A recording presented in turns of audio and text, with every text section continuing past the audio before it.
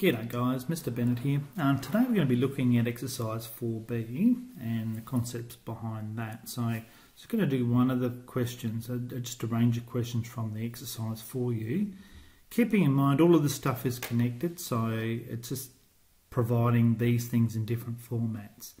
Alright, so the first thing we're going to be looking at here is this question here, question number 1, where you're using to write down the actual coordinates of points A, B and C. Alright, so if we're looking at the first one here, the coordinates for A, now just remembering when we have it, we go sine of theta and then cosine of theta and then sine of theta. So that's my x coordinate and that's my y coordinate. So then we would say the point A is cosine of 26 and then sine of 26. So that's point A. Now if we want to work that out as decimal places, then you've got to go to your calculator and you're simply going cosine. Actually, just before you do that, it's always important to check your calculators in radians. So it is in degrees, in degrees.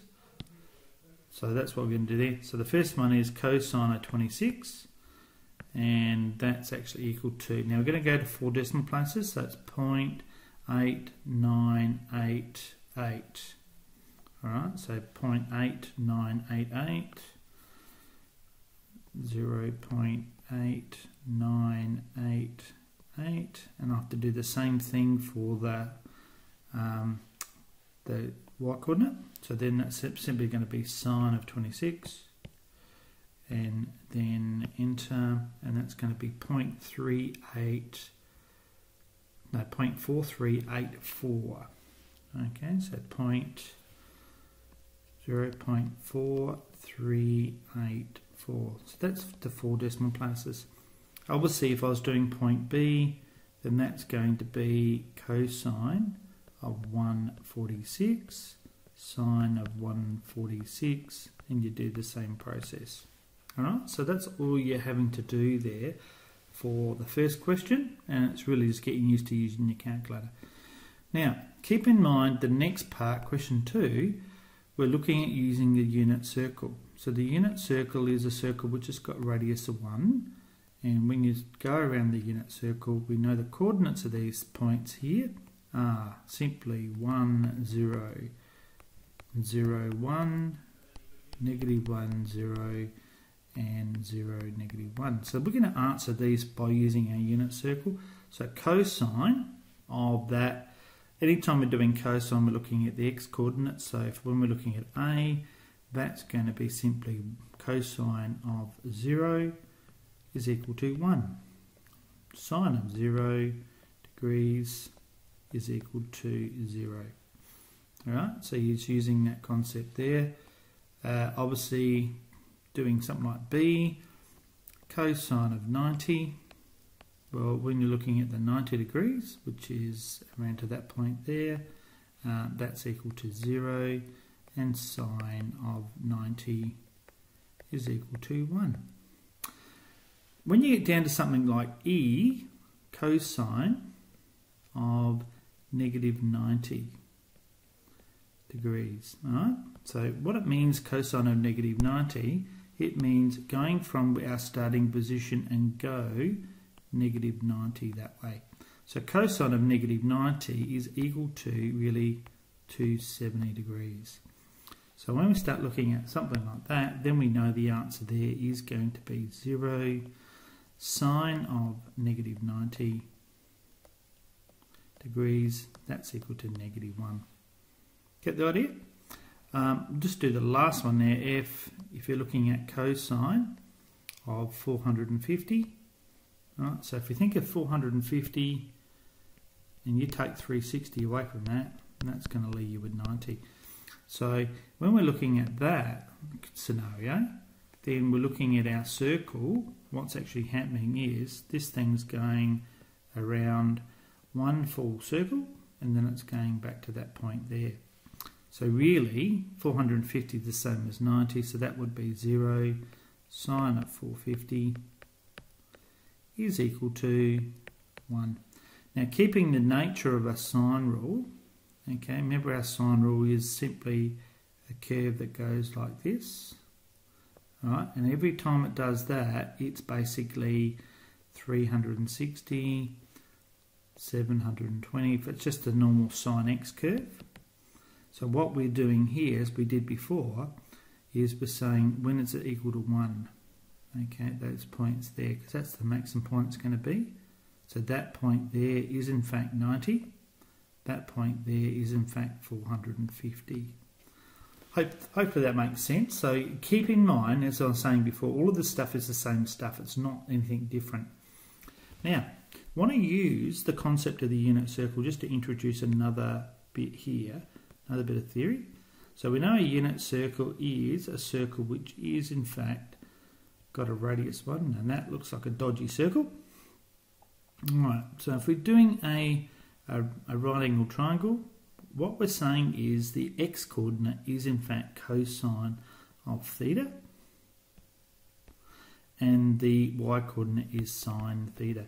So if I draw that triangle a little bit bigger for you, alright, so that's saying sine theta is my y coordinate, cosine theta is in fact my x coordinate, and we know that's 1. Now we know that's a right angle triangle, so what we'd say is that cosine squared theta plus sine squared theta is equal to 1 squared, which is 1, and that's using Pythagoras. So if you think about that, using Pythagoras, we now have a relationship between sine and cosine. Okay, we're going to be using that relationship a lot later on in the course. So when we do something like question number 4a, we'll do that one together. Alright, so if we get given something like this, we've got a couple of methods. So we can either use method number 1, and so this is 4a. So method number 1 says that cosine squared theta plus sine squared theta is equal to 1. Now we know that cosine squared theta, don't know, but we know sine squared is in fact equal to 1/2. If we squared that, it's got to be equal to 1. So cosine squared theta, that's going to be equal to, now that's going to be 1/4.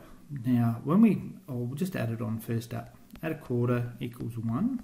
So when we bring that across, we change that sign and make that negative 1/4. Alright, so then we'll be left with cosine squared theta, which is 1, take 1/4. Now, the little trick here is when you've got something like that, when you make that 4 on 4, take 1 on 4, so we know that cosine squared theta is going to be actually equal to 3/4. Cosine squared theta is equal to 3/4. Now, what we do when we're actually working out the answer here is cosine theta is going to be plus or minus the square root of 3 on 4, okay, which we might write as plus or minus root 3 on 2. So that's one method you could use to find that answer. The other method you could use, which I quite like, is using a unit circle. So the question says, and we've been given the information, that sine theta is actually equal to 1/2. Now we know that sine is positive in that quadrant there. We know that sine is positive in that quadrant there. So therefore, we know sine is 1 over the hypotenuse 2, and that's going to be 1. And that's the angle theta there that we're looking at. So if you think about the triangles that we do have, that's 4, that's 1. So this side over here is going to be root 3, and that's going to be negative root 3. So by doing that, then what you could do is simply read off that we know that cosine theta is equal to, obviously, the adjacent side over the hypotenuse, so it's going to be root 3 on 2 for the first triangle on the first quadrant, or it's going to be minus root 3 on 2. Okay, so that's actually quite a nice way of doing it, doing the same process. Alright, so let's do B as an example. Now keep in mind, you want to better do these yourself. So let's do B, sine of theta equals negative 1/3. Alright, so again, I'll take some shortcuts. I'll actually bring it on the second page if you like. So B is sine theta equals negative a third. So if we're doing it the first way, the algebraic way, we're going to have cosine squared theta plus, let's put it straight in, a third squared equals 1. So therefore cosine squared theta is equal to 1 take 1/9. Okay, that's what you're going to get because the negative is going to cancel out. So therefore cosine squared theta is equal to simply, now you'd obviously make that 9 on 9, so that's going to be 8 on 9. So therefore we could say that cosine theta is equal to plus or minus the square root of 8 on 9. Now you might see this in the back of the book written now. The square root of 8 is in fact 2 times by 4. So we'd write that as plus or minus 2 root 2. The square root of 9 is in fact 3. Alright, so that's the answer there.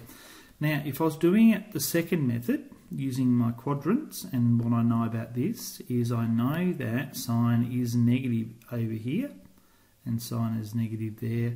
I always make my right angle to the x-axis. Okay, remember this is the x and y axes.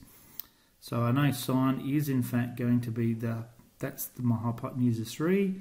That's going to be -1, -1, and that's my angle there, theta, that I'm looking for. I'm not actually looking for the angle theta, but sometimes we might do that. Now, I have to think about how I'm going to work this side over here out. Well, I'm going to use Pythagoras because I know it's a right angle. So that's simply going to be 3 squared, which is 9, take 1 squared, which is going to be simply 1. So 9 take 1 is going to be square root of 8. That's going to be negative, and this side over here is going to be positive root 8, just by using Pythagoras. So therefore, if I'm thinking about that, then I can say that cosine theta is equal to minus root 8 on 3, or it's equal to root 8 on 3. Now remember that root 8 can be written as minus 2 root 2 on 3, or it can be written as 2 root 2 on 3. Alright, I hope that makes sense to you. Simply, all of the questions that we've been doing here are doing the same sort of things, just working out sine and cosine and using that concept. So make sure you have a go at finishing off those questions, and if you need any help, make sure you ask.